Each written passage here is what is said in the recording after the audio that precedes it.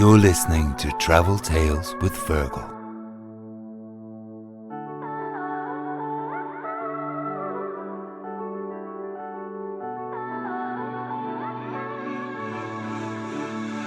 Hello, the voice you just heard belongs to one of the most recognisable voices in Irish music, the Irish troubadour Jerry Fish. Jerry has loved travelling all his life, and today you're going to hear great travel tales about Jerry's travel in Israel and Greece in the 80s, to touring with Emotional Fish in America and in Europe, and supporting U2 on their Zooropa tour. Some great stories from that, right up to today, and how travel through his life has influenced his character Jerry Fish. Welcome to the podcast, Jerry. You've travelled all over the world with your music, but you've always been a lover of travelling and adventuring, haven't you? Forever and ever. I grew up an immigrant in South London, so never really belonged. I knew, I was an Irish kid. I was told daily I was an Irish boy, so growing up in London. And then we came home and I never really settled. So I've taken to the road since, really. I became pretty much addicted to travel because I grew up in London, came to Ireland. I never settled down, so I kept moving and in a way trying to find myself. And then, you start really collecting cultures and learning new things. And, I fell in love with the Bedouin culture and the Sinai. And, you learn a lot from their philosophy and their culture and even their faiths, even different kinds of faiths in India. India is another wonderful place to travel. But I remember talking to Sean McGinley about travel many years ago, and he said the most travelled person he'd ever met had never left Donegal. He was a fiddler who'd never slept in the same bed, twice. He kind of moved around from house to house, this old man. So I don't think travel is always about distance, it's really, I guess it's a way of life, I mean, I'm still, haven't been many places this year, but if you were inside my head, I've been all over the world, And I think a lot of what we're doing now is reflecting, times gone. So that's another form of travel, I mean, that's the one thing we are missing, is traveling, and I think, it is something, it's a good idea for you to kind of open up the conversation, As Mark Twain said, travel is fatal to prejudice, bigotry and narrow-mindedness. And I think that's really the great gift of travel and seeing other cultures. Is you realise we're not all living the same way, so, and I think, my mother and father, bringing us up in London, I think they wanted us as their children to not be narrow-minded, they wanted us to be broad-minded. And that's really why, they kind of decide to raise the kids outside Ireland. Even though we returned to Ireland, we don't have a narrow mind. We didn't grow up in a small place.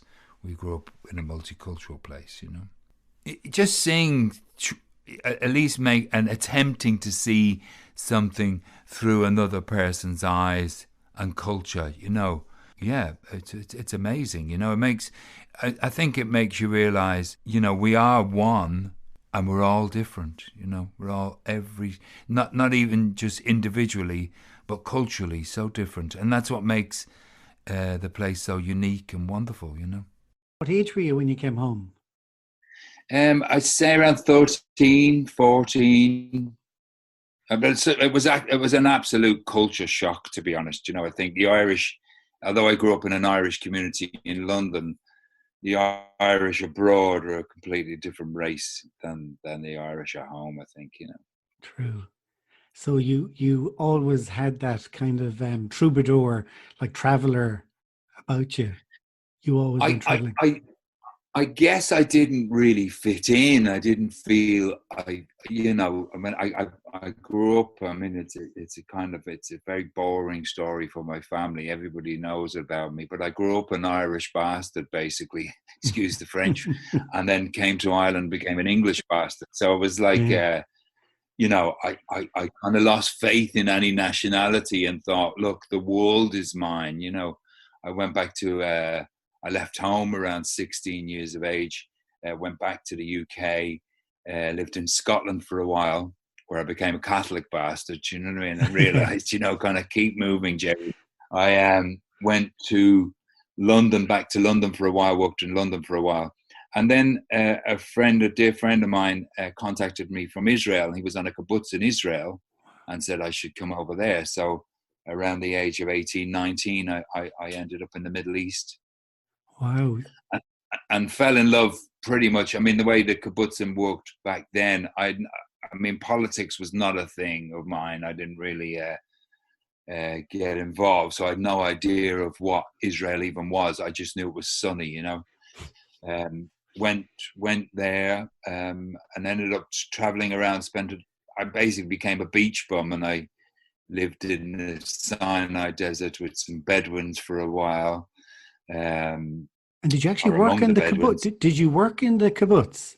I remember. Yeah, I did jobs like picking oranges, and I think I worked with chickens for a bit, and I worked in the kitchen. And they don't pay you very much, but you're based there. You have accommodation, food, and you can travel from there. So it was a great base to kind of see the likes of Egypt. And great cities like Jerusalem, I mean, to be honest, when I travel, it's not just people I'm interested in, it's nature. So, and it's a wonderful country, it's a beautiful country. And I fell in love with deserts and the sky. I mean, the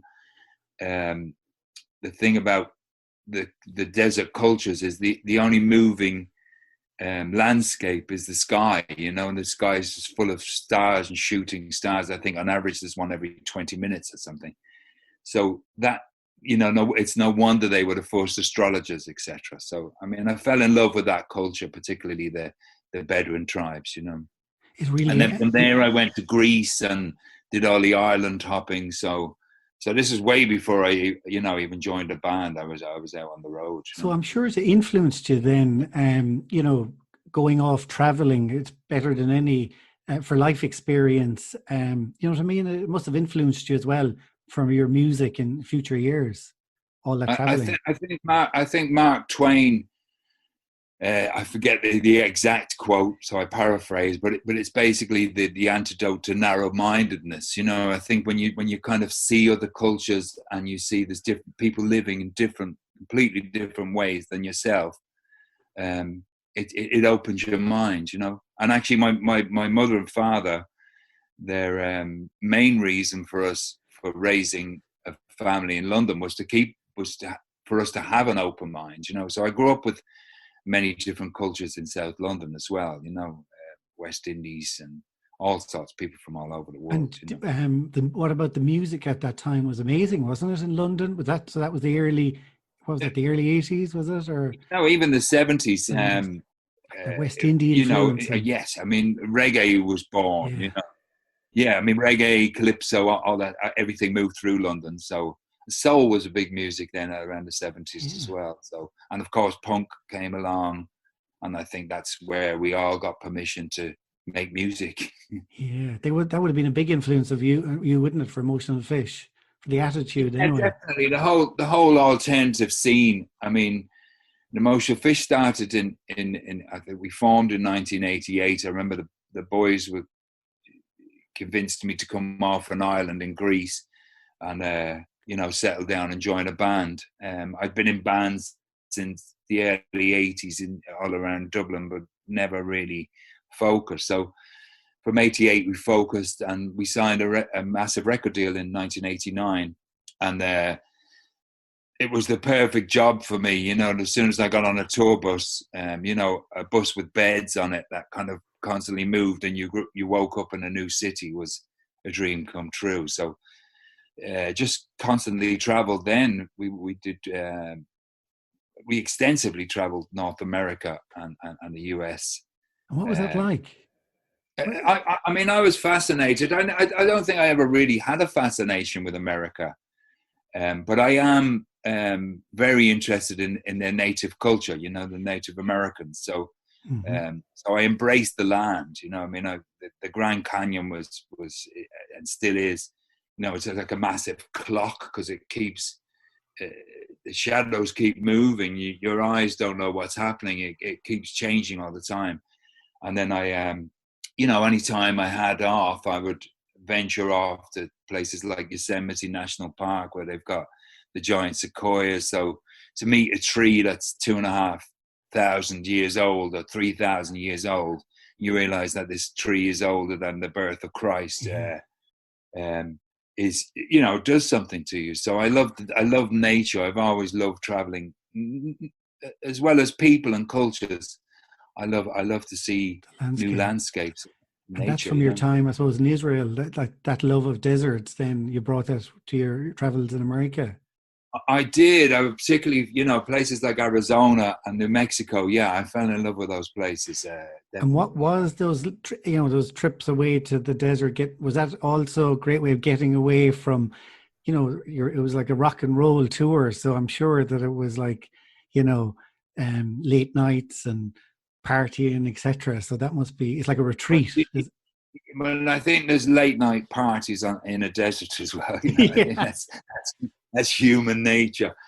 I've never, I guess I'm very passionate about my music, and it's very much, and I'm realizing more and more now, it's therapy for me, so it's always been that kind of, something that's brought me a lot of peace in my life, writing and performing songs and working with people, and audiences. Of course. Like, I remember actually, I saw you, I think it was one of the first Failas. I remember the first time seeing you, and I was coming into a gig. It was an outdoor gig, and you were climbing up the kind of scaffolding on the side of the stage. I think it was Faila, and just stopping and going, wow, see, like the energy from you. That's what I mean by punk was an influence, because you were just the energy. Yeah, I think, I loved heights. I loved climbing when I was younger. And I kind of made that part of the show. You mentioned earlier about Greece. Did you spend a bit of time in Greece? I did. I spent I spent a lot of the 80s in Greece. I would have first time I was in Greece was in 1982 in Naxos, and I spent a bit of time. I'd come from the Sinai deserts in Egypt, because I was a bit of a beach bum in the 80s. That was kind of my favorite thing to do. Living the Kerouac life on the Greek island. So I went off to Naxos and stayed on a rock for maybe 6 weeks, just living on a rock. And then I remember having to go to get water late at night to a disco, and because I'd forgotten to fill my water thing, and discovering the disco then, and that was kind of the end of the castaway living. I was then drawn into to hanging out in the disco. So 82 was the first time, and then it was beautiful. It was really, really beautiful. And then I just went back a couple of times since. I've been to Paros and Antiparos. Actually, I love Antiparos. And then the longest I was in Greece, I spent how long? Maybe as many as 8 months in Crete, in a place called Matala, which is a load of old caves which Christians used to hide in or something, in Matala in southern Crete. So I lived in a little village called Pisidia in Crete, which I believe there's something like a dozen Pisidias, so you can never get post. For some reason, all the villages are called Pisidia. But then that was really wonderful. It was really wonderful to see how the local populations behaved when the tourists were gone. So I think the tourists, obviously they're an income, but they're also a bit of a pest, so it's kind of nice to be there when they were all gone, I went to Naxos, my first holiday with Emer in the middle of the 90s. Our first place to go to was to Greece and to Naxos. And then we went back about 2 years ago with the kids, and it was, and it changed a lot actually in that period. It was a lot busier, but still had that character. It's just such a place to chill, isn't it, and relax? I think the reason I chose Naxos as the first island was at the time its main income was from agriculture, so it wasn't a tourist island. But I mean that was 1982, you know. So I mean I guess I was following the hippie trail because everybody was telling me, oh, you should have been here in the 70s, you know. But but it was, you know, I mean I actually would be quite reticent about going back to any of those places to see, you know, that kind of development. I know the Sinai, I was very lucky to be there in 82, just as the Israelis had given it back to Egypt, and I was one of the first to be there, and it was deserted. It was like the end of the world, so that was pretty fantastic. And now I know there's big hotels and stuff like that, and airports and all. So I loved it going back, but I have to say, like, we went to Paris as well, and we went to this place called Noussa on the other side of the island. And when we were there the first time, it was like a little fishing village. And this time we went back, the little fishing part just had it was just covered in tables and people. I couldn't get over it, the difference. Yeah, I think that's the thing about travel. I mean, it's often, you know, going back. Yeah, you know, it's a one-off experience. You know, you go there at a certain time, and that's it. You know, and if it's beautiful, you're nearly better off leaving it in your memory, I think. You know, but yeah, no, Greece. That's why I always like to go to new places. You know? Yeah, well, I was in Athens, I think, a few years ago, 2 years ago, or was it last year? Can't remember. This year is a very, very long year. But yeah, and what's the island I went to? I decided we spent with the kids. We had the 4 kids, and we were in Athens for I think 4 or 5 days. And Athens is amazing. I mean, I love it, you know, and I love the kind of culture of graffiti art and stuff that they have there. It seems quite anarchic, you know, and there's so much to see, you know. And then we went off to Aegina, which is the closest island to Athens. Yeah. And that was the original capital and the original port, the ancient port of Aegina. So a lot of Greeks would holiday there, you know. And we had a great place there right on the beachfront, and it was really, really lovely. So I still love Greece, and the people are so friendly. Yeah. Food is great, you know. I'm a big fan of Greece, for sure. I thought you might go to Hydra. No, I haven't been to Hydra. No, I think it's far too posh for me now, I think, you know, I think when Leonard Cohen was there, it was, you know, the hippie island that, like I said, everyone said you should have been there in the 70s. I think, you know, in the 60s and 70s, yeah, they were really idyllic places. Like you say, they were fishing villages where poets hung out, you know. But now I think Hydra is quite uppity, really. But there's no cars, I think, on Hydra. Is that correct? No, yeah. So that must be quite beautiful. Yeah. And tell us, is there somewhere like a hidden gem or somewhere that you've been to that you'd recommend to people? There are many, but I think, like I said, often you go to places at a certain time and, you know, 6 months later, it's a completely different place, certainly a few years.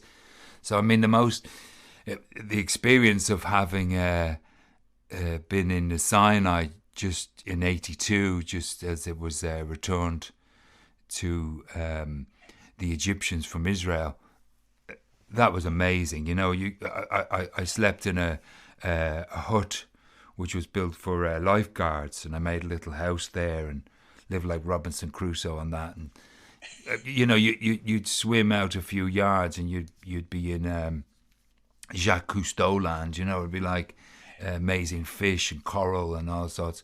But that's gone now. You know, that was 1982, I believe. Now you can go there and stay in a 5-star hotel instead. You know, places like Nuweiba and Dahab. But I would say one place that's not gonna change, and I probably won't change for another millennia, is a Yosemite National Park. To see the sequoia trees there, and that's amazing. You know, I think Northern California. I've camped up there on Eel River and gone into Yosemite to see the sequoias, and you know, some of them are over 2,000 years old. So, you know, they're older than Christianity, and to see these living beings and to behold them is amazing, you know. So that is a place, that's a must, that's a wonderful place to go to, you know, Northern California, Yosemite National Park. And the Grand Canyon is another place, you know, I really, really loved. And, you know, it's not going to change, I don't think. Did you ever, when you were traveling, was there ever a time or an incident or a story where you were really afraid? Yeah, I've grown up in a lot of rough places, so I kind of, my fear factor would probably be a bit higher than most. So cities I'm used to, so I haven't really had that. But I did have an incident one time in Israel where I had to go up to see a guy with another guy to the Golan Heights and up there, and he had to show me how to use an Uzi before we left, you know. And I was like, okay, you know, and they're not as simple to use as you see in the Hollywood movies. There's all sorts of safety catches and all sorts on them. So I paid a lot of attention to how to use this Uzi in case I had to. And then we drove up, and actually somebody threw a petrol bomb at the car, and it was quite strange because I wasn't really worried about, you know, us exploding in a car, but it was my sister's car at the time, and I was thinking, the paint work on the car, they were going to destroy the car. So it's amazing what your brain does, you know. And the fellow I was traveling with, he was you know, saying to me, are you going to leave your window open or your window closed? You know, you're going to leave your seatbelt on or your seatbelt off? And I was like, don't ask me, just tell me what to do and I'll do it, you know. But I have to say it was a scary trip, and I guess, you know, the politics there are really messed up. So it was, you know, I can understand anger and people being angry and why they would you know, be angry with the authorities in Israel. But the views, the Golan Heights itself was absolutely beautiful. There was a full moon out, and it's one of the most beautiful places in the planet. And I think, you know, you get rid of people, like I say, you know, the land is really, really amazing, you know, beautiful. Where's the most unusual place that you bumped into an Irishman? We all have stories about, everywhere we go, really, we bump into Irish. Is there anywhere on the planet you can go and not meet a paddy, you know? It's, I've met and befriended a lot of, I've made a lot of good friends, Irish friends abroad, you know. I mean, there was a few of us in Matala when I lived in Crete. There was a couple of guys there. We got very close.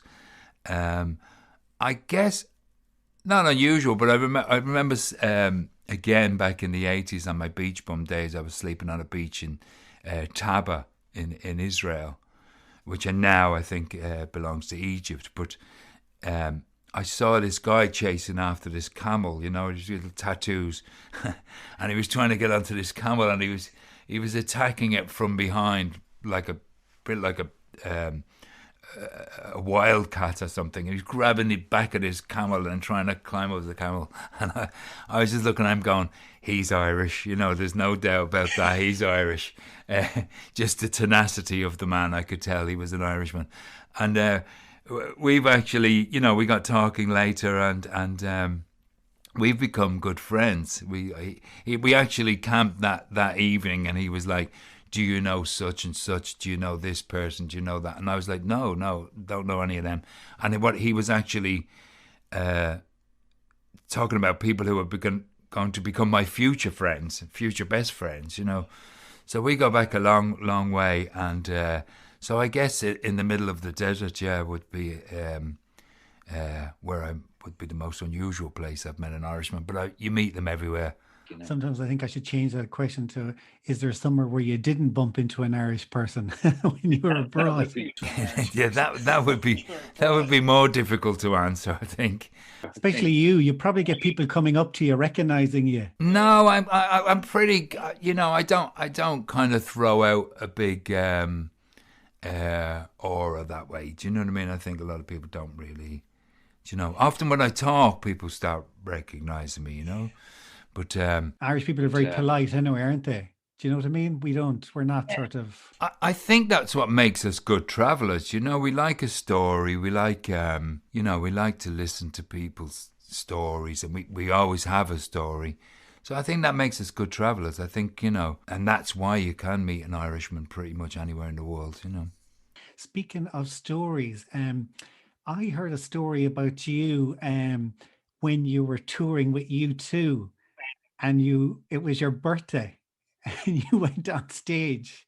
Do you know the one I'm talking about? It was in Paris. Yeah, well, I seen, well, you had a question, what was the wildest thing I'd done on stage? And I guess, it's, a lot of people got to see it. So I'd written a song called, to give it some context, I'd written a song called If God Was a Girl. And, this was way back in early to mid 90s. So I was kind of had this spate of kind of finishing the show with me taking my kit off basically and end up naked. So I know, ridiculous thing to do. I think we were banned from American radio in one state because of it. But I played an Emotional Fish played the Zooropa tour in Italy and France. And we were in Marseille, and my birthday is Bastille Day, the 14th of July. So I couldn't resist that day. And, managed to kind of... Well, no, I had a big bunch of flowers to cover my bits. So, that would probably be the strangest and wildest thing I've done on stage. But it was great. There's a director called Maurice Lenan, and he was filming... he's quite well known, but he was filming the Zooropa at the time. So, and it's actually his birthday. And then it turns out we're both born in the same hospital. We were both born in Hollow Street. And then legend has it, my mother actually left with the wrong baby. So I could be Maurice Lenan. But yeah, that was fun. That was a lot of fun. The Zooropa tours were great. That was amazing. Amazing. And of course we had a massive hit in Italy with Vasco Rossi, who's basically Italy's Bruce Springsteen. And that was huge, so we'd start celebrating. In Italy, the whole crowd would just go crazy because they knew the song. And then as soon as I started singing, because he translated into Italian and added his own lyrics, they were like, what the hell is this guy talking about? So, yeah, we had a lot of fun. We had a lot of fun on that tour. And was Pearl Jam supporting as well? Pearl Jam, yeah, Eddie Vedder, Pearl Jam. I mean, they had some great support acts during the Zooropa tour. They had, Disposable Heroes of Hypocrisy was one band. So I got to hang out with Michael Franti for a bit, and then... Yeah, I saw them in America. They're a great band, they're really fun. And Pearl Jam as well. I saw that tour in America, the same, when it was, the American version, and Disposable Heroes of Hypocrisy were staying in the same hotel. I was up to Philadelphia to go to the gig, and they were staying in the same hotel as me. So I teamed up with them in the bar afterwards in the hotel. But they were amazing. What was that song? Revolution. Yeah, television, drug of the nation. Yeah, I mean, Michael Franti is a lovely guy, so I got to hang out with him, and then Eddie Vedder from Pearl Jam were on a couple of the dates with us. So myself and Eddie used to kind of play games of kind of who would do the kind of craziest thing. With the audience. So I mean, I was always stage diving, but he used to kind of get gaffer tape his whole body up and then dive in. So I think he may have won that challenge actually. But they're nice guys, Eddie, I really a lot of time for Eddie Vedder. He's a really lovely guy. Seems like it. And tell us, just talking about gigs, is there a gig that you went to, like in Ireland or abroad, that stands out as your favourite?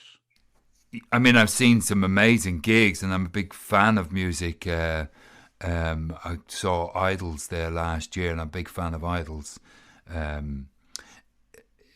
remember Iggy Pop in the stadium in Dublin was really amazing, a big fan of Iggy. and to see him, and He's electric. kind of up close like that. And I guess that would have been kind of in the 90s. And I remember him spearfishing a punter in the audience because somebody was gobbing at him or something, and that was, I thought, that's a really good move. I like that.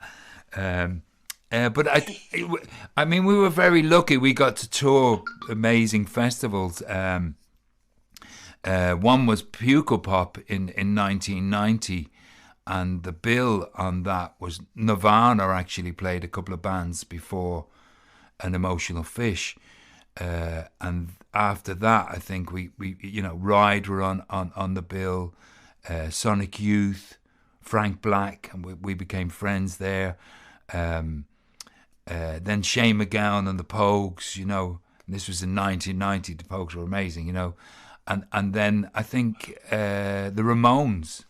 So I got to hang out with Joey Ramone and Shane MacGowan, and kind of realise, I was a bit of an amateur. I had a long way to go, So I've been to a lot of gigs, but the Ramones, I guess, back then was amazing, yeah.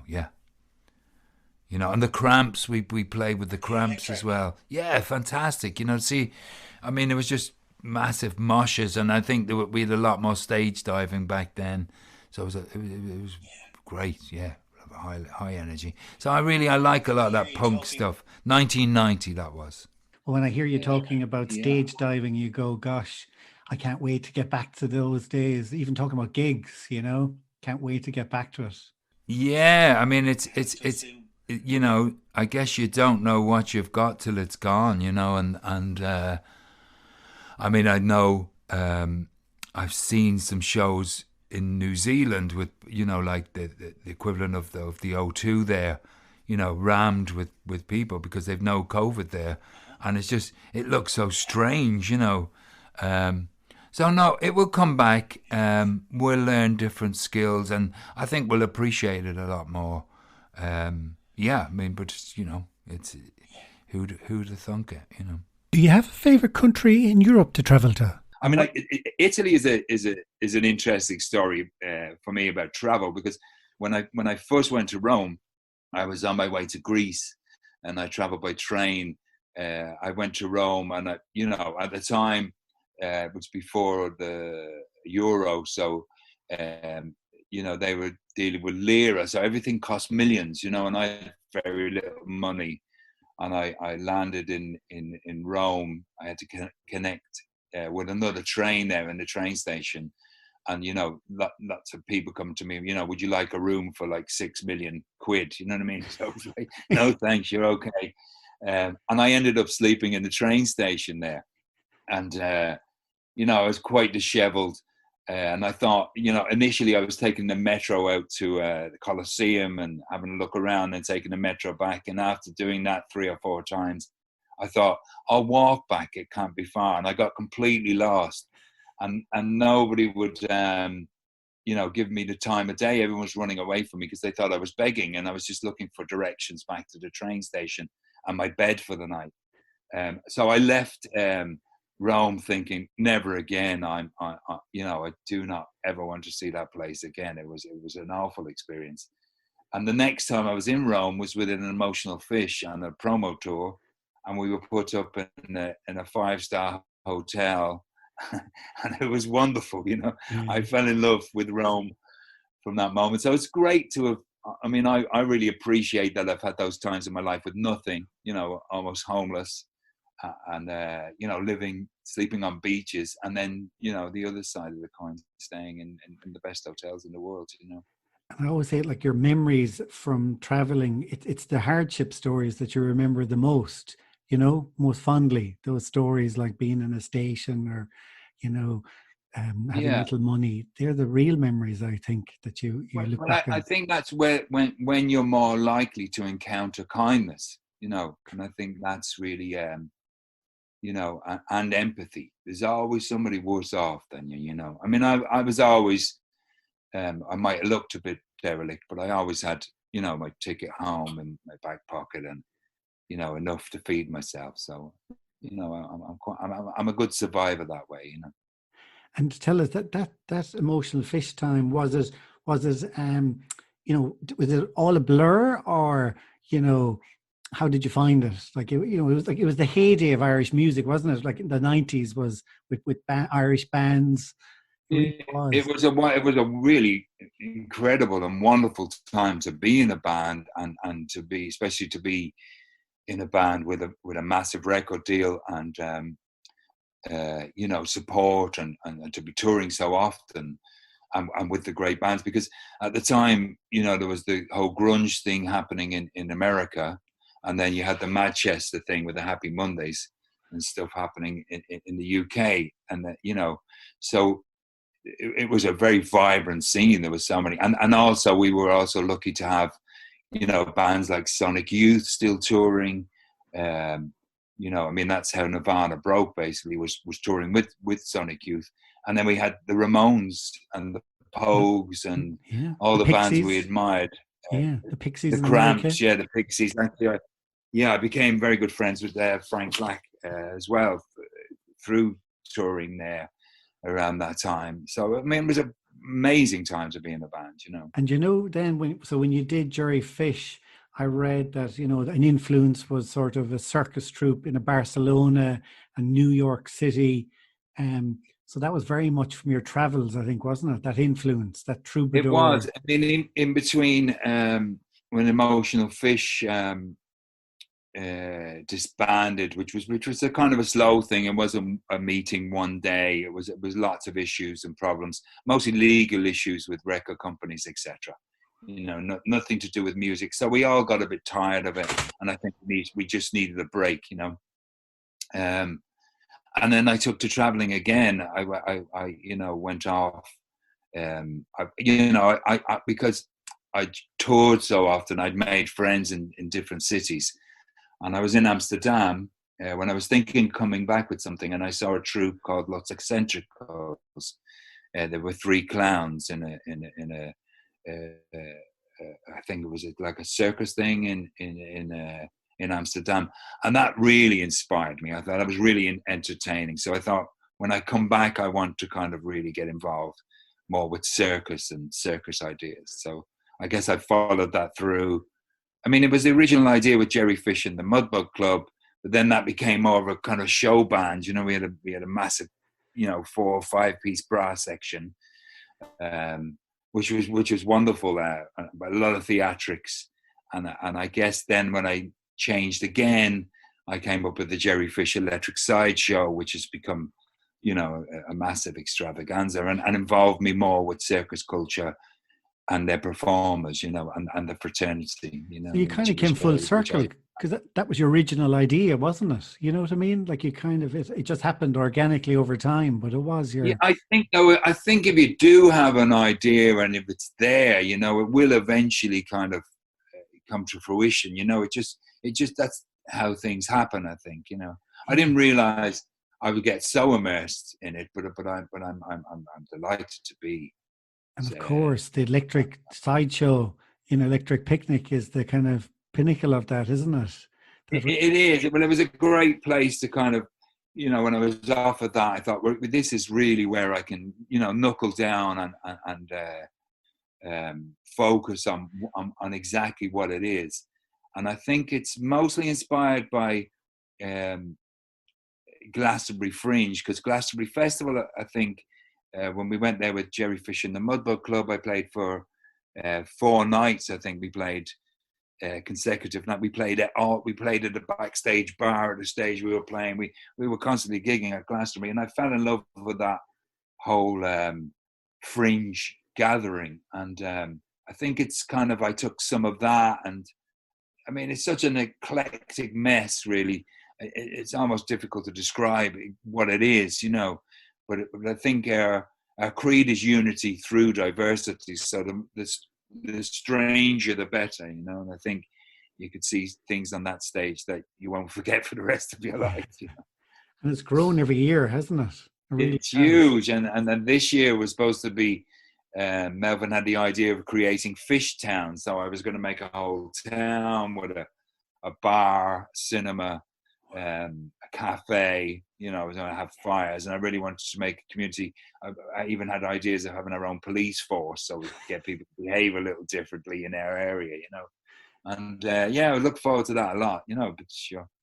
Yeah, we have to Times change. assume. I'm assuming, hopefully, that it'll happen next year. You know what I mean? We just have to hopefully be positive and assume that, because I mean, that, you know, festivals are such an important thing, isn't it? Like, it kind of brings, you know, that's what I find, say, going to Electric Picnic or Old Tomorrow's parties, that it's like stuff you've seen abroad, especially like somewhere like Ibiza or somewhere, but in Ireland. You know what I mean? It's for a few Well, I days. think there's a community of Irish people, you know, I mean, we've a massive diaspora out there kind of connecting and doing all these things. So it's really important that we have our own place where we can experiment and play with these things, you know.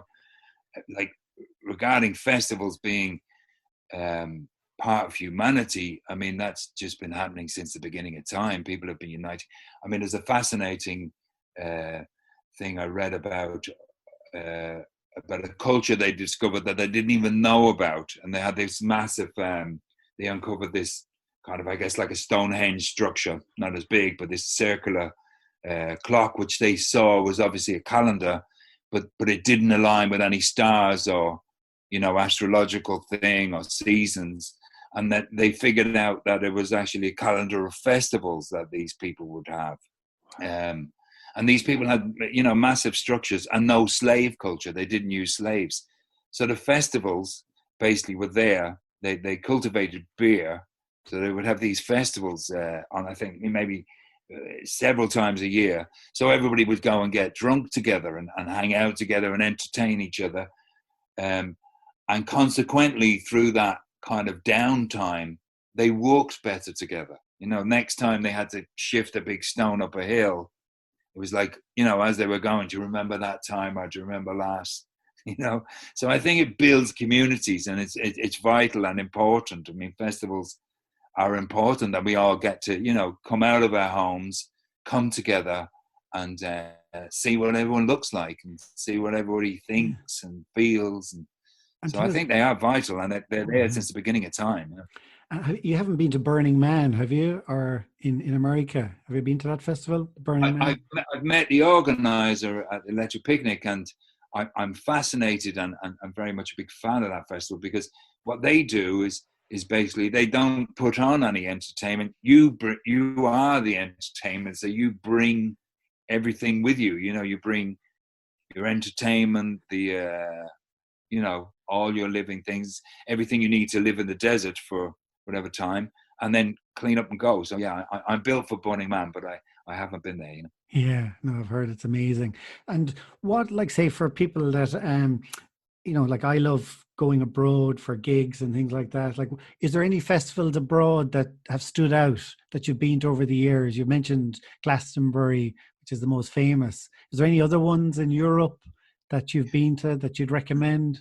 Well, we were lucky to tour, you know, so we were often playing a lot of the festivals. I mean, Glastonbury, without a doubt, is the mothership. You know, it has something. I mean, what a lot of people don't realize is it's also a charity festival. You know, the money, everybody plays Glastonbury at a much cheaper rate than any other festival, and the money that they get goes to Greenpeace and Water Aid and, you know, a lot of very ethical things. So you know, I think when people are at a gathering where they know their money is going to a great cause, there's an even greater feeling. So Glastonbury is without doubt the mothership.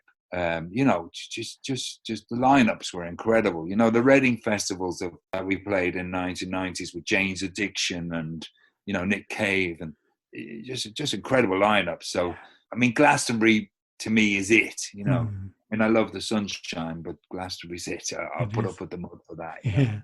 Exactly. I mean, the number, 100,000 more. It's probably more than, it's probably nearly. Yeah, I'm not sure what it was. You know, I mean, when you first go there, it's daunting, really, the amount of people there. But I'm not sure what the numbers are. I think it's way over 100,000 think it might be 2 or 3. And it's kind of like little village, they're villages. People end up in their own little area, don't they?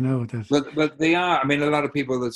Glastonbury is basically made up of 2 areas. It's Avalon, and Babylon. And Babylon is what you see on the BBC. That's the main stages, and where a lot of the kind of general punters will go. But there's the whole other area, Babylon, or Avalon, which is a little confused, which has like places like Fairground and Shangri-La, which are kind of very political and mad hat, really crazy places. So I'm in love with them. I love them.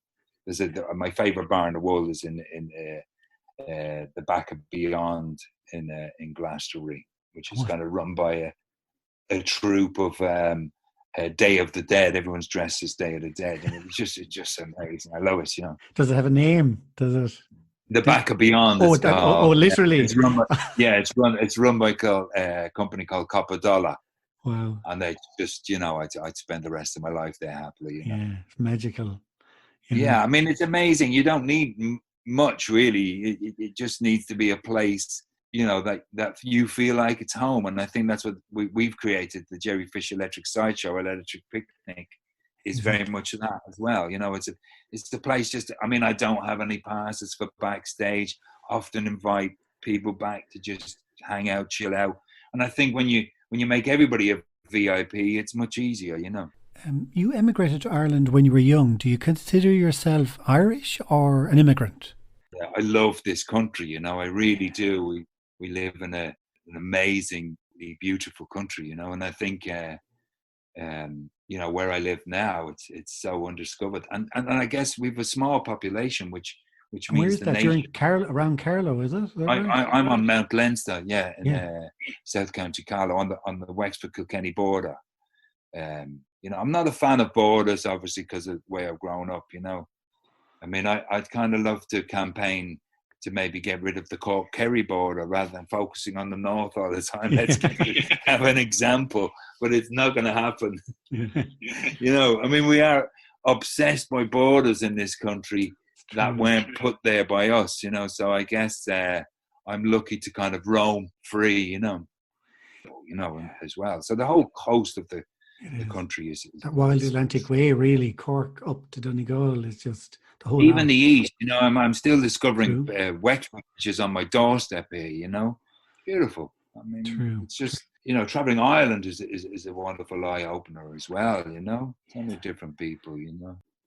Distant lands. It's exactly the kind of I guess a state of mind. Really. Like I really noticed that this year with the lockdown, we went to Kerry for a few days and Clare for a few days. And I'm from Clare, so I'm used to that. But Kerry, I'd forgotten, like the drive over going into Derrynane is just amazing. I'd forgot, so, beautiful, world class, really, I think that's why Americans often feel comfortable in Ireland, because we have these vast areas. It looks kind of a mini version of the giant kind of landscapes that they have.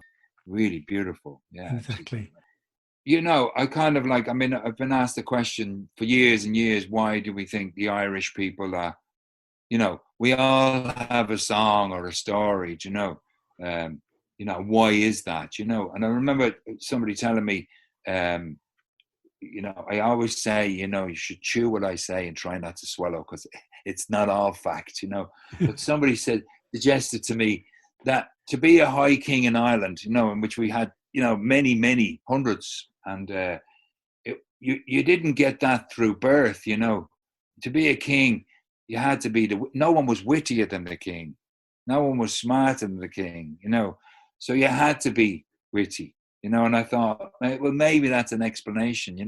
We're constantly competing for who can tell the best story, sing the best song, kind of make up the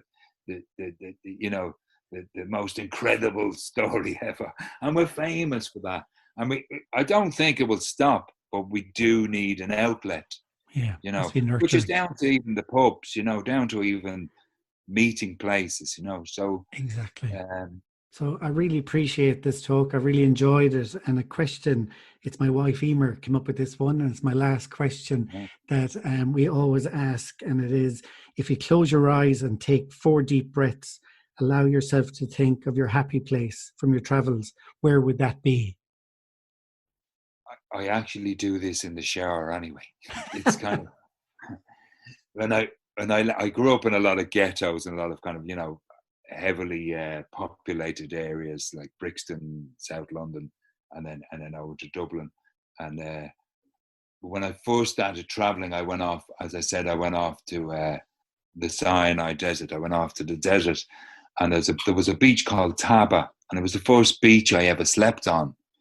And I just remember in the sleeping bag looking at the stars, going, you know, are you allowed to do this? Is what, you know, that people had just let me. Am I allowed to do this? Couldn't believe that you could actually live with nothing. You know, that the stars as a blanket was enough. You know, and I think I never recovered. You know, it was definitely I was a beach bum from then on in. So living as a beach bum has definitely been my happiest travel memory for sure, you know, and anybody in my household will tell you that. That's beautiful. Thank you so much, Jerry. I really appreciate it. Thanks a million. Thank you. I would ask if you could please subscribe to Apple Podcast so a new episode will appear in your library every week. I would also really appreciate if you could leave a rating and a review, as it helps others to discover this podcast. To find out who's on every Tuesday, please follow me on Instagram and Facebook at Travel Tales with Fergal. Stay safe and keep dreaming of future travels. Travel Tales with Fergal.